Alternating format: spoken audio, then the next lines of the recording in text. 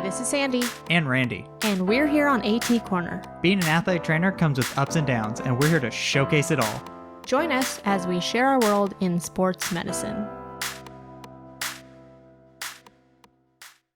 Welcome back to another episode of AT Corner. For this education episode, we are unveiling something a little bit new that we haven't done before. For our episode 100. That's right, episode 100. We made it. We're here. I know, that's kind of crazy. Man, time flies when you're having fun. So what are we doing today, Randy? We are doing an NATA position statement series, and we're going to be going over the position statement on facilitating work-life balance. I think this will be a really good series. I think so too. I think it's a nice way to just kind of dive in, just kind of talk about the position statements, some of the literature behind it. I think it'll be good. Is this eligible for CUs? So it will be. So at the release, it won't be eligible for CEUs, but we will make an announcement when it is ready for CEUs. In the next week or two. Yes. Then that's thank you to Precision AT. So if you haven't checked them out already, make sure you go over to our show notes, check them out. We also have all of our other CEUs, free CEUs through them, and purchasable CEUs. So just check them out. We also have a discount code. Yeah, let's do this. All right, so what are we talking about today? What are our objectives? So we're going to discuss the NATA's position statement on facilitating work-life balance. Then we're going to classify some important contributing factors to an AT's work-life balance. And then we're going to implement some strategies from our own personal practice and discussion to promote work-life balance. And as always, we're going to start with our anatomy. Yes, we are starting with anatomy. JK. That's why I was laughing, because I thought that was pretty funny. Yeah, when I wrote that in, I thought it was pretty funny, because every education episode, it seems like we start with anatomy, but this time we have no anatomy to start with. All right. So we're going to talk about what is work-life balance. And essentially... The definition is kind of the anatomy. Yeah. Okay. The anatomy of the meaning of the word. Right. There we go. So essentially, work-life balance is the acknowledgement that work, life, and personal life may exert conflicting demands. And you can also use the term work-family, but this is more for those people that have a traditional family model. So like if you have a spouse, a partner, and a child. So work-life balance is a little more inclusive to someone who's, doesn't have a spouse or a child, more to the... What about a dog? That, you know what? We can count that. Yeah, that is a fur child. That is a fur child. I think close friends are your family too. Yes, absolutely. That can definitely count. But as far as like that kind of definition, they save the family part for that traditional family model. So for work-life balance, what achieving balance means is essentially you're successfully fulfilling the responsibilities in work and in non-work. Essentially how they defined it was accomplishing what you feel is important. So whatever you feel is important at work, accomplishing that, and outside of work, whatever you view as important, you're accomplishing that and you're getting that fulfillment.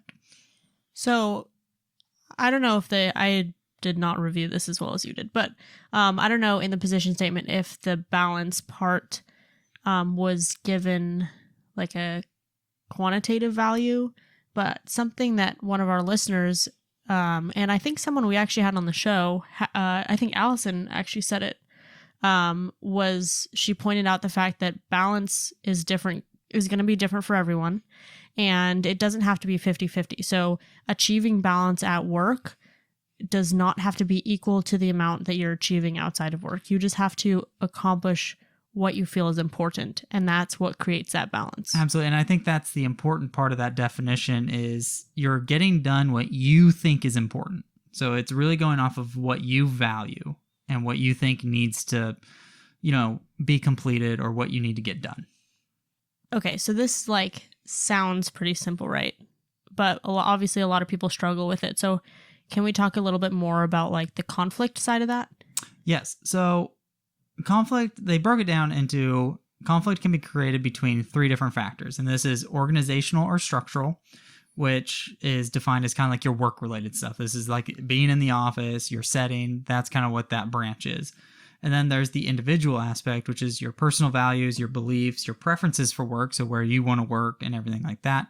And then the sociocultural, which is kind of like what you identify as your gender, the cultural norms for your society. All those branches can have an influence on your work-life conflict.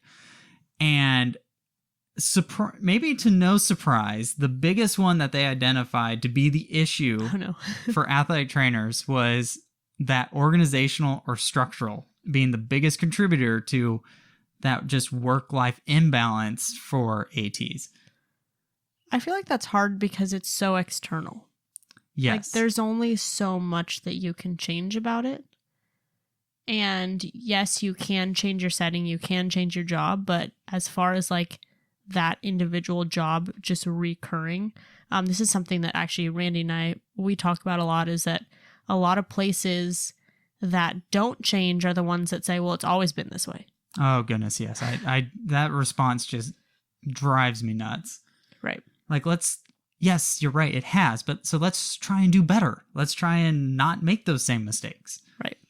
So in terms of that organizational structural branch of creating conflict within your work and life, they broke it down into some different reasons behind this. And one of the big ones, and this is like, I recommend reading the position statement. You should always read your position statements. But this one was a really good read. And if you read it, it really boils down to this theme kind of kept coming up, is the demand of the job. So how those job demands are, it's what you would expect from what everyone talks about as an athletic trainer, right?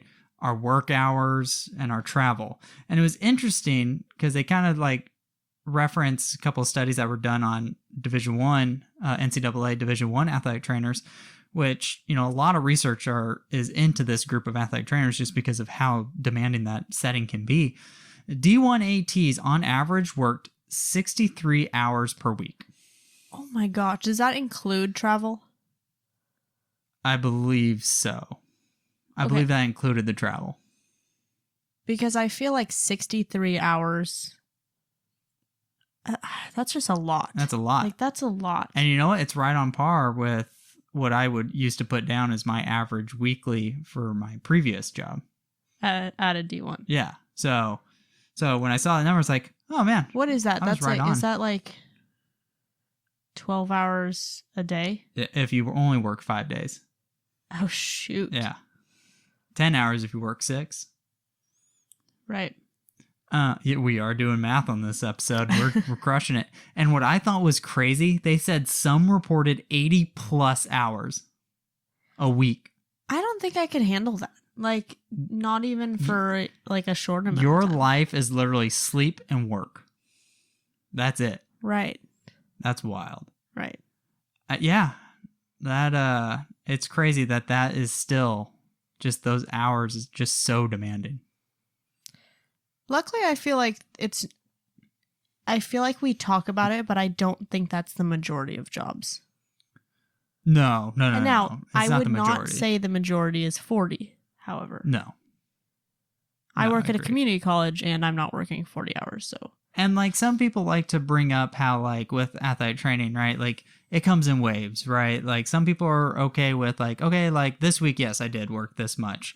But like there's also those times where like, oh, I'm out of here at like noon and like I didn't work that much that day.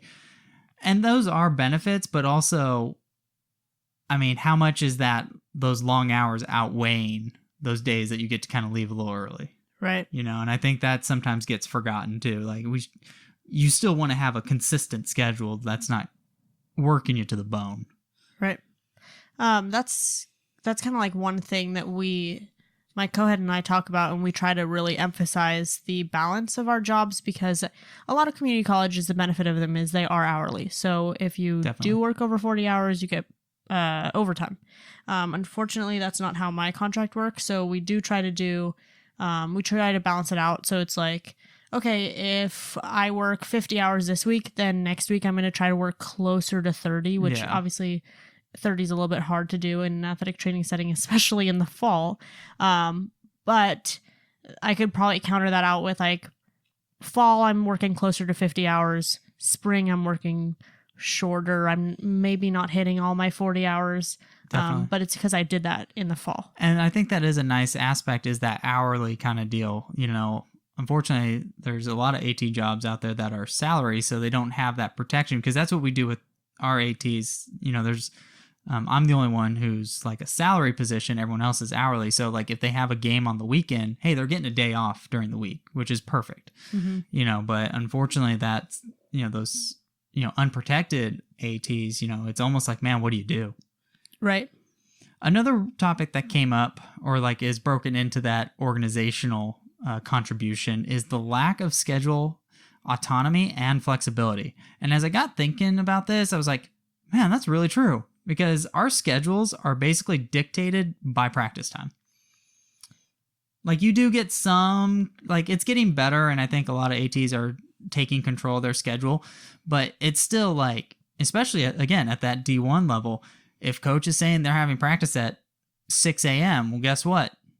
I'm going to be there at least at 6 a.m. Right. Like if there's some people who feel the pressure to be there sooner, and sometimes you do have to be there sooner for practice prep and stuff, but it's like, I don't have the luxury to be like, okay, you're practicing at 6 a.m., but I'm not. Right. So, kind of thinking about that, it's like, oh man, yeah, that's really tough. So not having that, ability to kind of set your schedule can definitely be a contributor.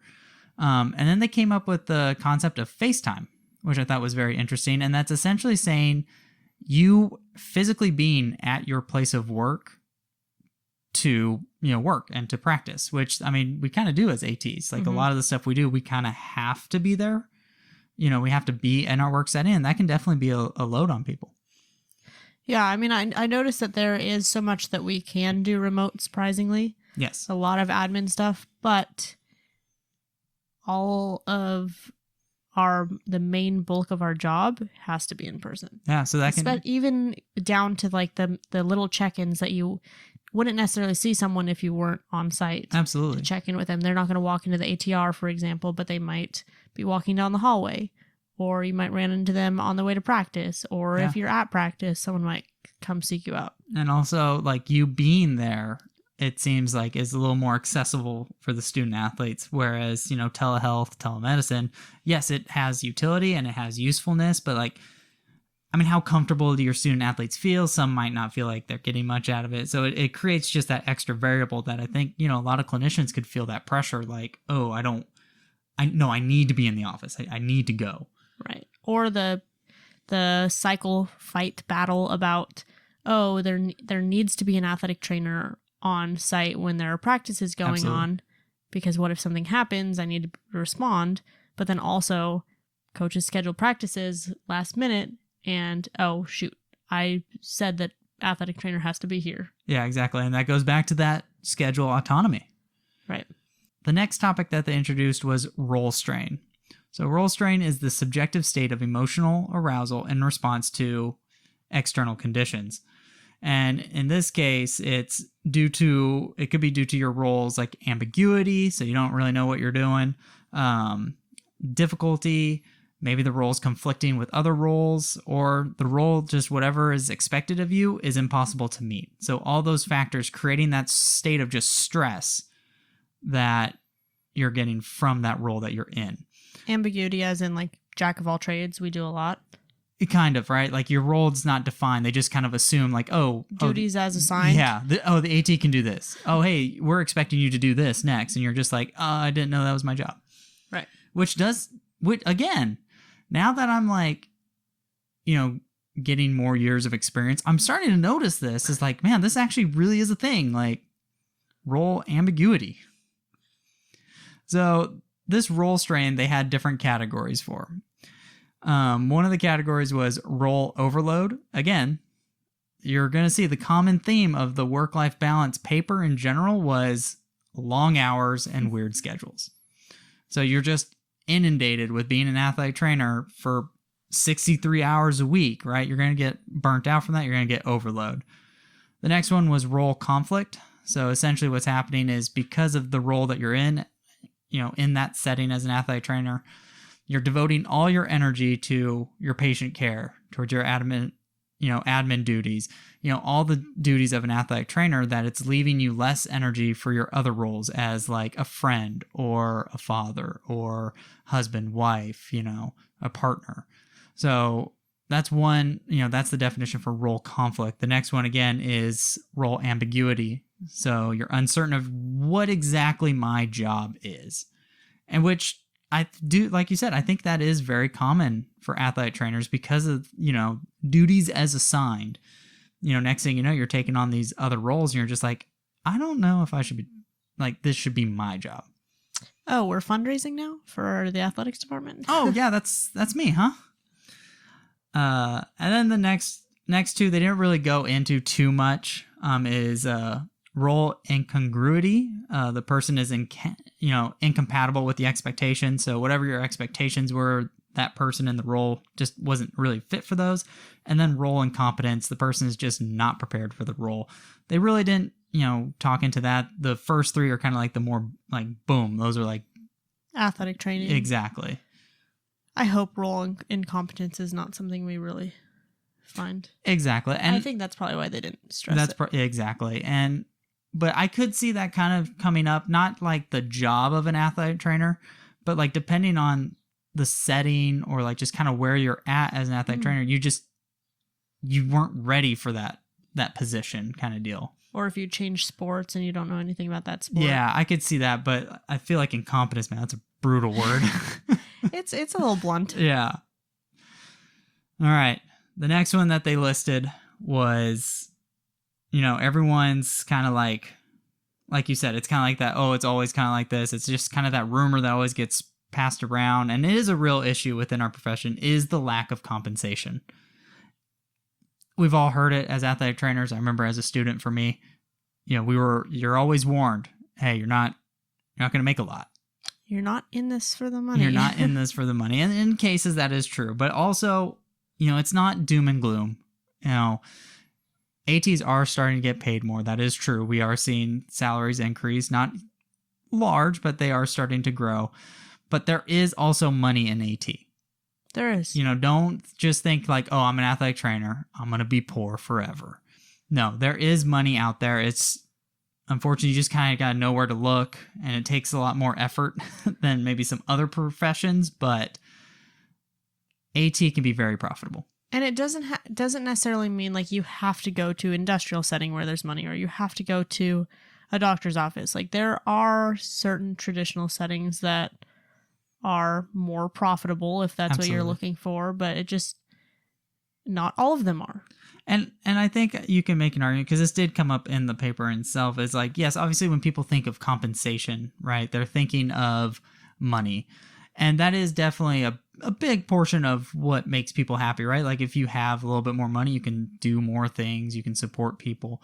But also I would say look for something that compensates you in being valued as well. That was one thing that they talked about, ATs feeling undervalued.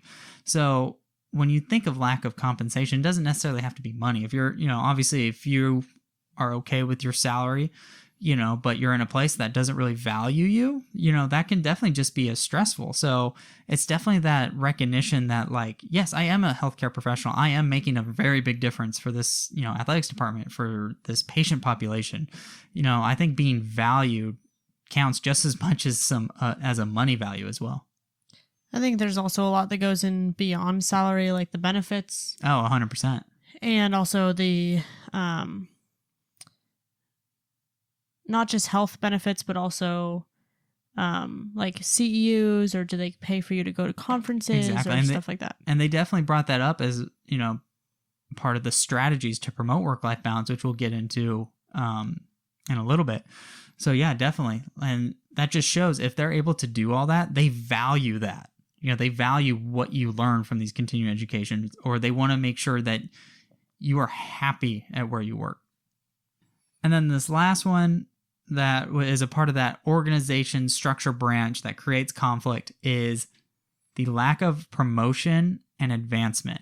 And like I said, now that I've like started practicing more, kind of looking at the job market and stuff, I have definitely noticed this, especially within the collegiate setting. And the position statement actually brought it up, where you're applying for these jobs. Well, the chance of you becoming, the director of sports medicine or the head athletic trainer, right? You're literally relying on one person to either get a new job or retire. Yeah. I mean, definitely that's something that I see assistant athletic trainers under a head athletic trainer who's only 10 years older than them or maybe even less. And it's like, well, you can't really wait for them to retire. Because you're almost going to retire by that point. Right. It's like you either have to get a new job or the head athletic trainer is probably not going to leave. Exactly. For the most part. And that's really tough because a lot of people do want that advancement. They want that extra challenge. Like, hey, like I've been an associate for like 10 years now. Like I want to run a program or I want to have more responsibility. And the place you're at, like you said, like, oh, the head's like 5-10 years older than you. Like the chances of you getting that new title is so slim. And that can be very demoralizing because now it just feels like you're stuck. You're stuck in your position. You're not really growing anymore. Like, yes, you may be growing as a clinician, but like not in an administrative capacity, maybe. And not to say that everyone wants to be. Exactly. It's just one of those contributing factors. You want that, in this case, a lack of that advancement can definitely be a reason. Right. So now that we talked about what exactly are the issues, that could be contributing to this like conflict between work and life, because essentially all those issues within that workplace spill over into your personal life and your life outside of work. And that's what creates that conflict, because now you've spent that energy and that stress at work and it's carrying over into something else. So I really liked how the position statement broke it down into what can your organization do. So one, this can help you as, if you're not, in a supervisor role, you can identify what is your organization doing, or you can bring this up and be like, hey, this is what we should be doing. Or if you are a supervisor, like this gives you a really good idea about like, okay, what can I do to make my employment setting better for, my employees? So from an organizational standpoint, I think one of the first things they wanted to hit on was develop policies for work-life balance. So that's really defining that personal leave. And what they counted for in that personal leave was also taking time for CEUs. So I thought that was really cool that that's a thing. And I hear a lot of people ask about, but I have not seen a lot of places. Maybe I'm just not asking the right questions, but I have not seen a lot of places like actually like pay for a lot of CEUs. I'm in a weird, unique position because I feel like I have been paid for a lot of my CEUs. That's awesome.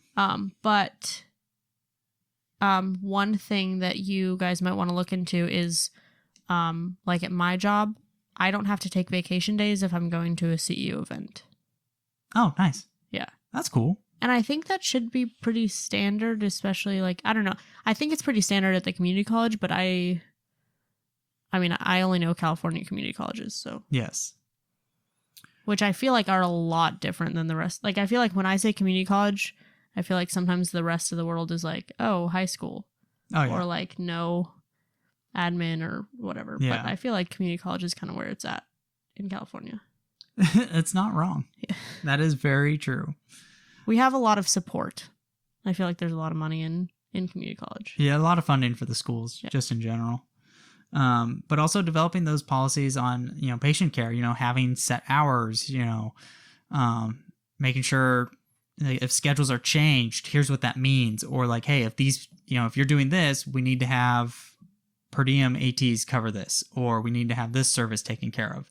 So definitely outlining those policies and making sure they're clearly communicated, which ties into that communication aspect, Something that I think isn't talked about as much, like I feel like I hear it on some forums and I've talked about it with some athletic trainers, but not like on the bigger scale. I feel like isn't talked about is yes, we develop these policies that say, if coach is going to put a new practice 72 hours, like let's say within 24 hours, I'm not going to cover it, but there's also guilt associated with that. Absolutely. And, some people have more than others, but I feel like there's a little bit of a guilt, like, this is my job, and, what happens if it's the one day I'm not there?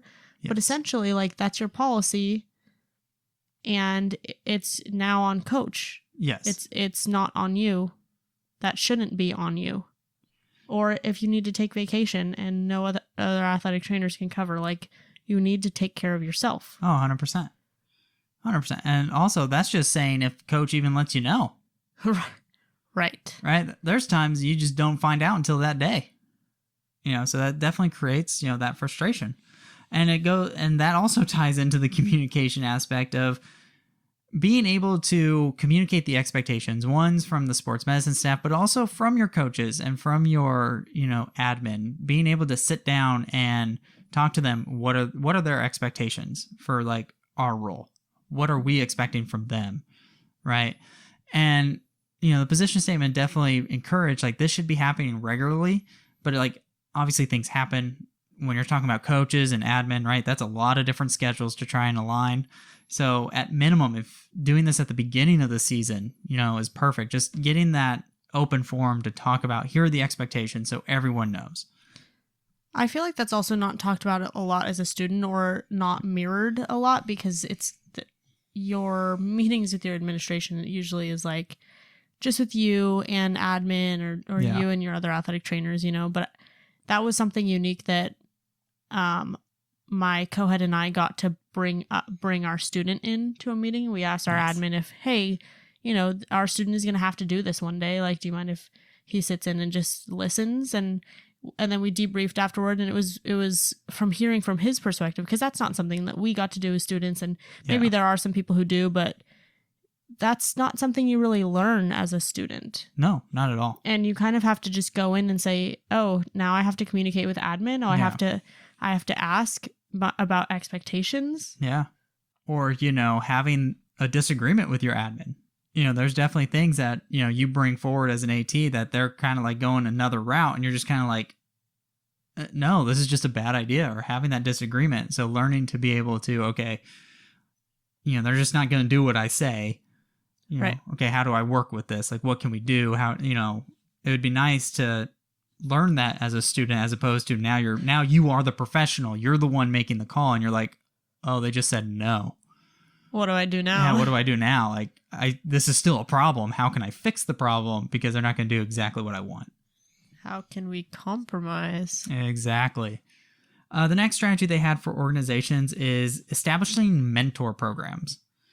And I do see this happening a lot more within, like, especially when there were GAs. Like, I saw a lot more programs doing this. So to see this now with like those young professionals entering a full-time job, or even a new job, establishing who can be your mentor to help onboard you into that organization, or to learn how to be, a more experienced certified athletic trainer, I think would be huge. So I definitely see these just kind of like informal and formal mentor programs starting to pop up more in the workplace. And I think it's really cool to have someone that you can kind of go off of, here's how they've been doing it at this job, or here's what they've seen over the years. I mean, it kind of makes sense with the way that the profession is advancing, because before, when there was bachelor's into GAs, like what you did, you kind of like build in those 2 years of experience under someone. Whereas I feel like I went through the master's program, and so I was just kind of like put out into the world, like, okay, find a job and get experience. Yeah. So, without taking those sort of like really bad, no pay intern jobs, or like, stuff that it kind of tries to replace a GA, but like doesn't pay well, especially for someone who has a master's degree. Yeah. And has a big student loan, probably. Right. I feel like part-time jobs are kind of taking over those. Yeah. Which is good, because 2 part-time jobs and you can really flourish yourself. Yes. One with pay. Maybe you don't get benefits, but do you really get benefits with an intern position? Yeah, exactly. And fellowships are kind of starting to pop up. Yes, definitely. And I was glad you brought up the GA-ship aspect, because I've seen both sides. I've been a part of where they had, at least the beginnings of a mentor program, and then obviously like GAs weren't going to be a thing, so it kind of was like they didn't get a chance to fully like develop what they probably really wanted. But it was good. It was awesome to just kind of have someone you knew you can talk to, and have someone check in with you too. And then I've also been at places where there wasn't much of that mentorship. So it really made onboarding to your job really hard, because you're like, I don't know how you do it here. So it makes you kind of like obviously everyone tells you is like, oh, just, ask questions. You can ask me anything. But like, there's some stuff you're like, I wish I just had the answer to that ahead of time so I didn't have to ask that question. Because then like everyone else is working and you're just kind of like, help me.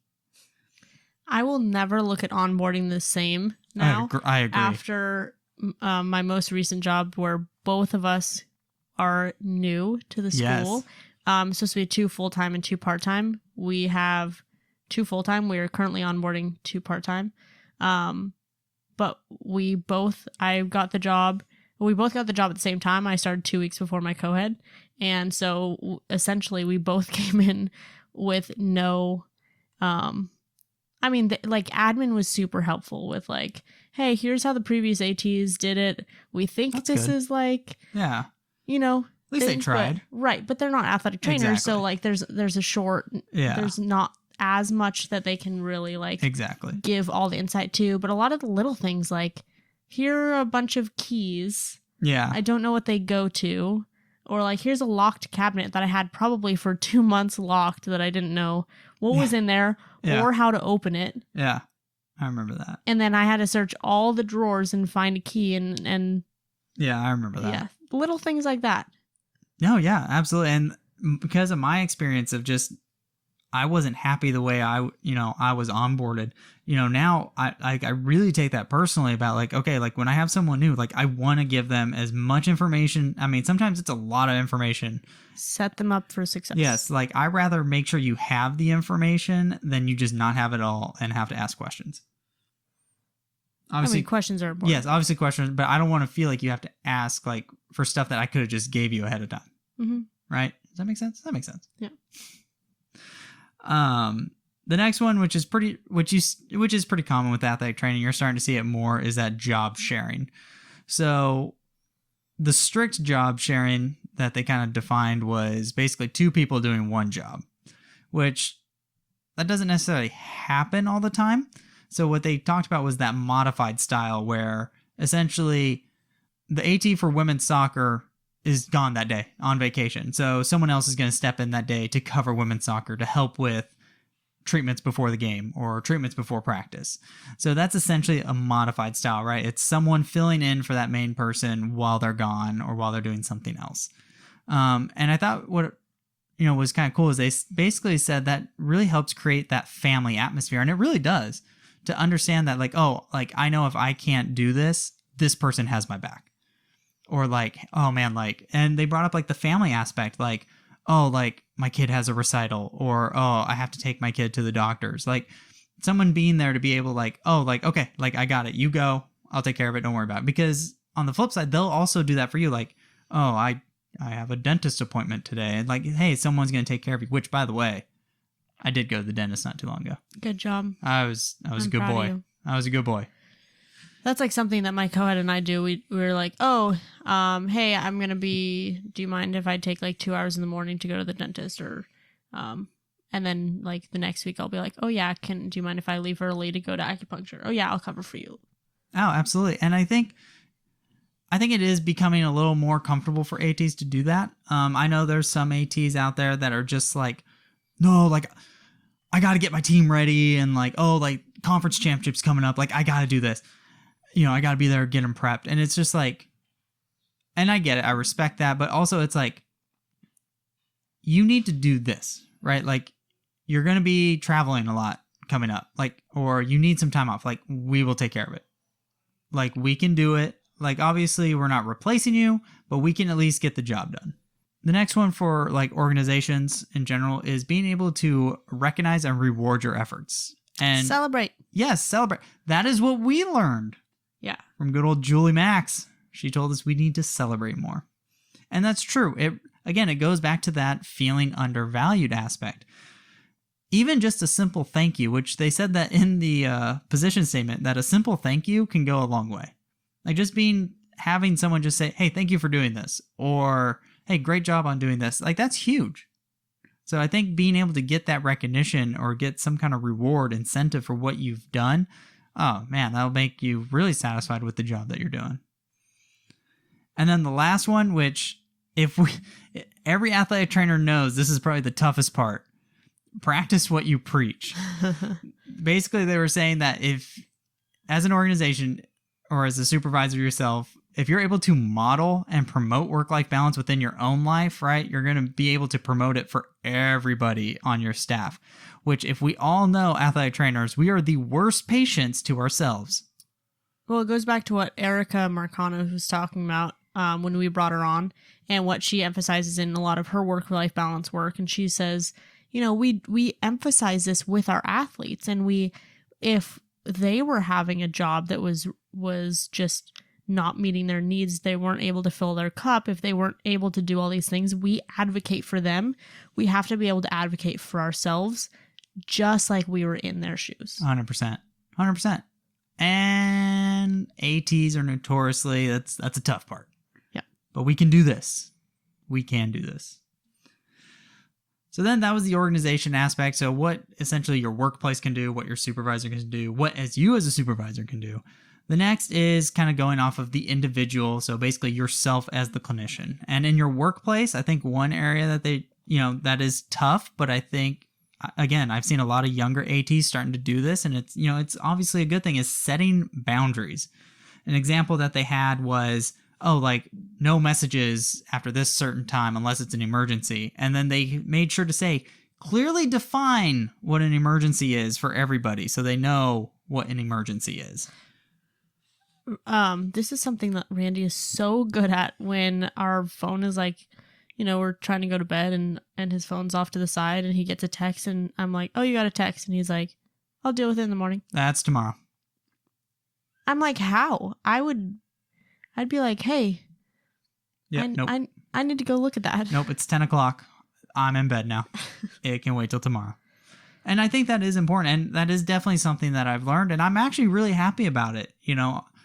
Being able to just kind of identify that, what needs to be taken care of right now and that can wait till tomorrow. Right.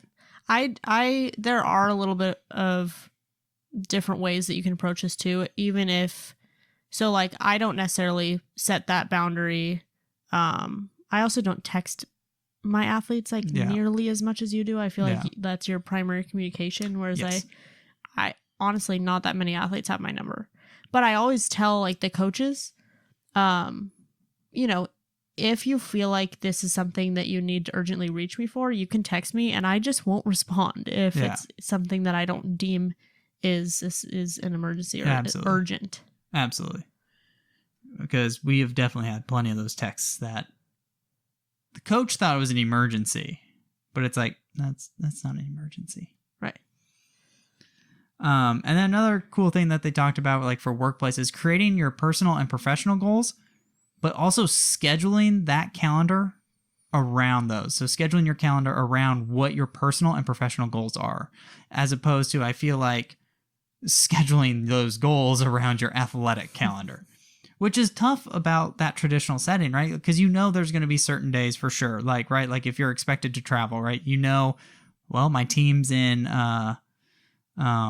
Albany, New York this week, so I can't do anything that, right? Obviously there's not really much you can do, but still schedule around what you want to schedule. That's a huge step, because it's really showing that you're trying to put yourself first, as opposed to, I have to think of athletics all the time.